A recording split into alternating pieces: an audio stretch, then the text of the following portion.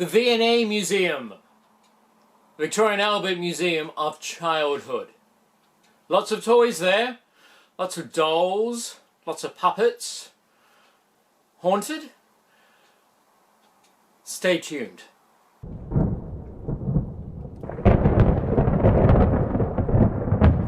So welcome back to the Bric-a-Brac Shop, and I'm Tom Scott, and I'm going to tell you about the V&A Museum in Bethnal Green, the Victoria and Albert Museum of Childhood. Now there's lots of toys there, lots of dolls, and come with me and I'll take you through it. And let's see if maybe some of the toys could be haunted or possessed. Now don't forget, if you like this, click the like button, or if you haven't subscribed as yet, subscribe and click the bell so you'll be notified every time I release a new video. So I'm going to tell you about the V&A Museum of Childhood, located in Bethnal Green. Now I have read that some people thought there could be some paranormal activity going on there, because a lot of people thought it was used as a jail, but I will clear all of that up. Originally started in South Kensington back in the 1860s, and it was actually known as the South Kensington Museum. They wanted to sell parts of the buildings off to the neighbouring councils, and Bethnal Green opted for the building. And so they moved it to Bethnal Green, and in 1872 opened up the Bethnal Green Museum. It opened with two collections from the Great Exhibition, as well as an exhibition of French art from the 1700s. And there was also a food and animal products exhibition as well. In fact, if you notice the centre bit, that's where it would have been. Now, after the First World War, they actually changed the animal and food exhibits because apparently they were going off. And they had some exotic exhibitions there, like jewellery with hummingbird feathers attached to it, and ivory combs and that sort of thing as well. So then they started displaying private collections and also art from the 19th century. But it wasn't until 1974 they actually changed it to the Museum of Childhood, showing the different ages of children, displaying toys from an early age to adolescence. And you can walk through the whole building and see a vast array of toys and games from about the last 400 years. Now, a lot of people have said that the museum was haunted, but they actually had their facts wrong, because they thought that the museum was originally used as a prison. But where that came from was that the tiles used on the floors were actually made by the women prisoners at Woking Jail, and that has actually got misunderstood, and people have thought it was actually used as a prison. It was never used as a prison, and it was always a museum when it opened in 1872. And today it has a wide range of different toys. We've got cabinets and cabinets of different toys, ranging from dress-ups and dolls' houses and toy theatres, teddy bears, and the list goes on, and a whole range of dolls as well.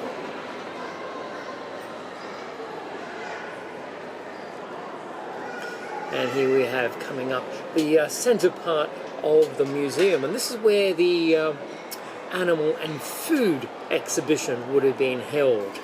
A whole range of toy vehicles and toys for toddlers, plastic phones, and a lot of these toys actually date back to the 1960s and even 70s, though looking at them and seeing some of them made from metal, you'd actually think they dated back to the 1950s. The old spinning tops that were popular in the 50s, 60s and 70s even.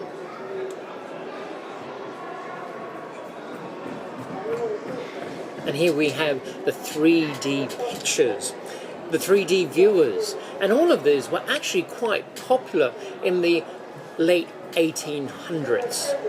And the zoetrope.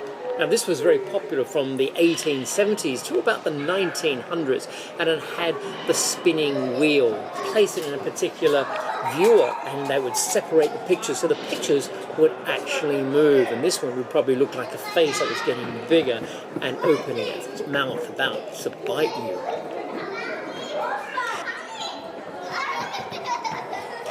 And here's another version of the zoetrope. And this is a picture of a man jumping through a hoop and using the very basic techniques that the motion picture is based on.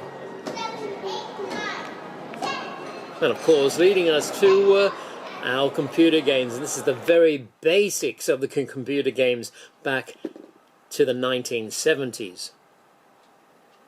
And we've got the trains and the boats, ranging from the toddlers to the older children,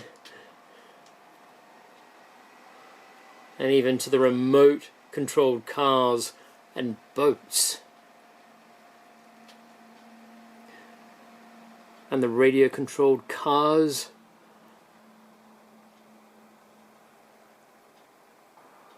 and even to the planes. The very basics here of remote controlled planes. And whose father doesn't remember the Hornby Railway, model railway set? The remote controlled toys even extend to remote controlled dinosaurs and puppies. And mechanical puppies, and of course robots. And here they've even got a toy of Robbie the robot, and we even have a real life-size version as well. And he was the famous robot in the film Forbidden Planet back in the 1950s, and he's had some guest starring roles in other films through the decades as well.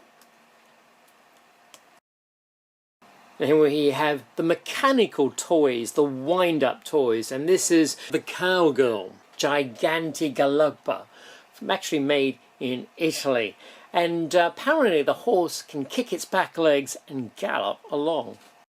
Here we have the Autoperipatetikos, the automatic walking ones. You'd wind them up and they would actually be able to walk.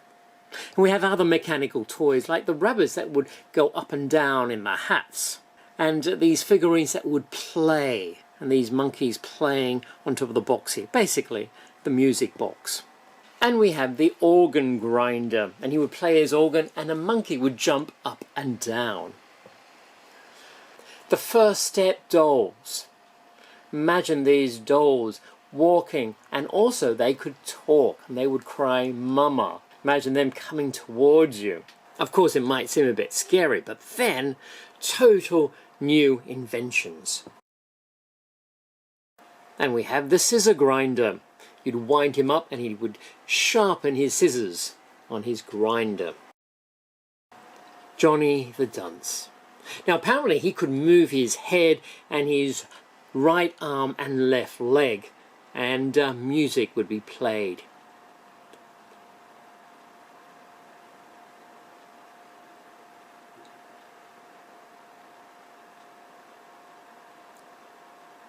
And the violinist, and he would be able to play his music too when you wound him up. And the billiard player, obviously able to shoot his balls. And we have the prototype for a mechanical doll that would actually be able to walk and move her arms.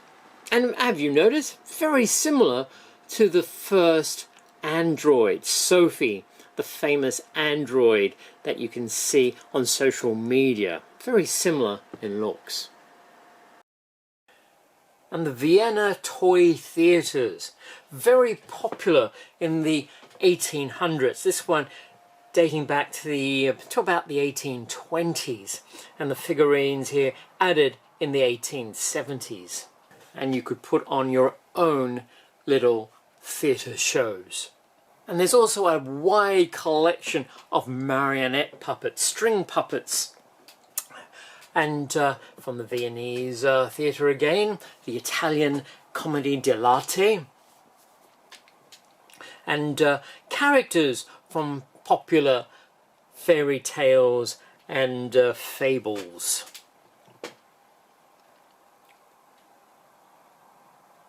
And the characters from Sweeney Todd, the demon barber of Fleet Street. This is Lovett on the left, who had a pie shop, and Sweeney Todd, who would cut the throats of his customers.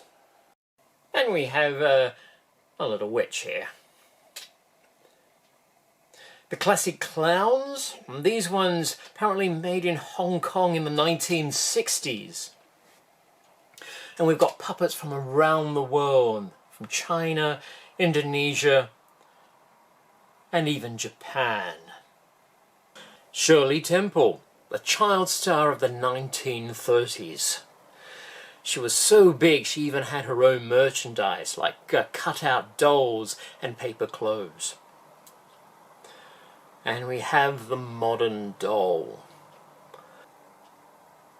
The classic dolls, inspired by Barbie.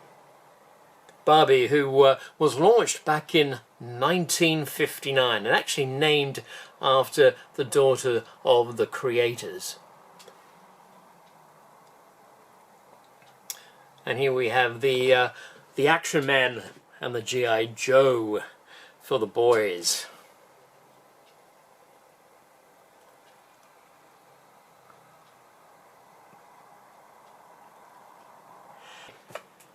And here we have the baby dolls.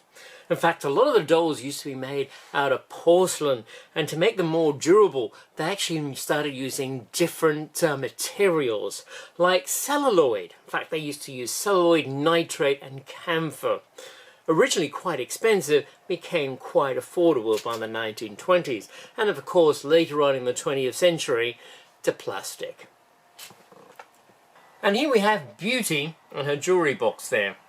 Now, she was made back in 1875, and she belonged to Princess Amelia de Orleans, who actually later became Queen Amelia of Portugal. Imagine the stories she could tell growing up with a princess. And we have Raggedy Ann and Raggedy Andy, the real Raggedy Ann dolls, originally launched back in 1915.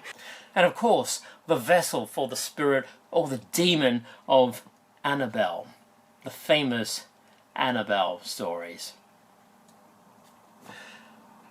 And in the museum there's even a whole section on how dolls are made and how they're manufactured.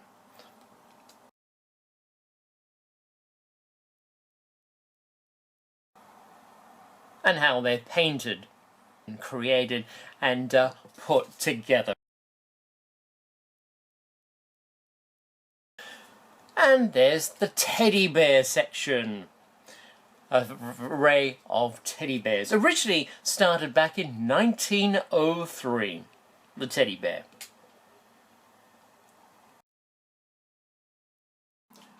Now, when I walk through a place, sometimes you can pick up on energies and certain things. And of course, a lot of it is how we perceive these things, like dolls, and because they have very much got a human quality, we sort of like impose our ideas onto them and think, oh, there's something wrong with them, or they're very nice. It could be us. It can also be the object. But walking through this museum, I didn't really pick up on many things, except for one particular doll, or puppet actually. In fact, he reminded me very much of an Australian puppet that apparently is known to have been possessed. And I may do a show on that very soon. And it's this Arabian doll that made in the 1930s by a brother and sister, and it's the only one that seemed to reach out to me, so to speak to me. And it's one of those feelings that you look, and you can look long enough, you think they're trying to say something to you. But that's just me anyway. And that's the only thing in the museum that I picked up on. But, oh my, anyway. So that's my experience at the V&A Museum of Childhood. So what do you think? And if you saw some of those things there, did you pick up on anything? Write in the comments below and let me know, because everyone has a different experience. And again, photographs are so different from the actual thing. So maybe you might want to go and actually have a look at them in person. And yeah, let me know what you think. As far as I know, no one was able to tell me whether the place was haunted or had any strange experiences there. So I'd probably say it's a pretty neutral ground. But who's to say if something is possessed, or if there's a spirit living in one of those toys, that it's just not happy just to live there and be there. Not all spirits are evil and menacing and want to create mischief. Some spirits could be just stuck here, or scared to do anything or go anywhere. Yeah, so yeah, write in the comments and let me know what you think. And maybe if you felt something looking at some of those pictures there. And as I've said, if you've liked this episode, click the like button. If you haven't subscribed as yet, please subscribe and click the bell, so you'll be updated when I release a new video. And I do videos on all sorts of things, and as I've said before, if you like a request, do request, and I'll see if I can do a video on that as well. So stay tuned, keep in contact, and yeah, write your comments and spread the word, share the video, let your friends know, and let them watch and see what they think as well. And I'll see you next time. Okay, until then, keep safe, stay well and happy, and I'll come back with a new topic next time. I'll see you then.